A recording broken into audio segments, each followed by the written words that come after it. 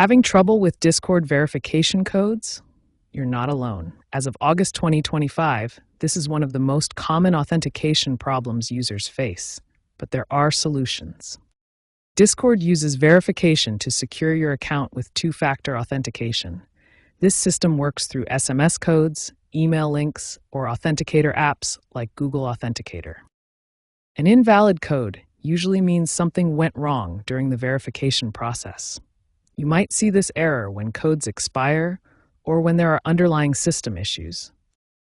Common causes include time synchronization issues on your device, network problems like poor internet connection or VPN interference, Discord's rate limiting from too many attempts, and device-specific issues like outdated apps. The good news is, most of these issues can be fixed with simple steps. Discord has been actively working to improve its verification system, including better SMS delivery, improved rate limiting, and clearer error messages in the app. Understanding these common causes is the first step to resolving verification problems quickly and getting back to using Discord without interruption.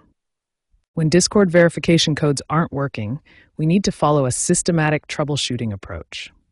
Let's start with the most common and effective solutions. First, perform these essential basic checks. Ensure you have a stable internet connection. Verify your phone number includes the correct country code format, and make sure you're entering the verification code correctly before it expires. If basic checks don't work, try these system-level fixes. Synchronize your device clock with internet time, restart the Discord application completely, and clear your browser cache if you're using the web version. Network issues can also cause verification problems. Try temporarily disabling your VPN service, switching between Wi-Fi and mobile data, or attempting verification from a different device or network location. If standard SMS verification isn't working, try alternative verification methods. Switch to email verification if available, or use an authenticator app if you've previously set one up. These backup methods can bypass SMS delivery issues. When all else fails, it's time for advanced solutions. Submit a support ticket to Discord with proof of account ownership. Include details about your verification attempts and any error messages.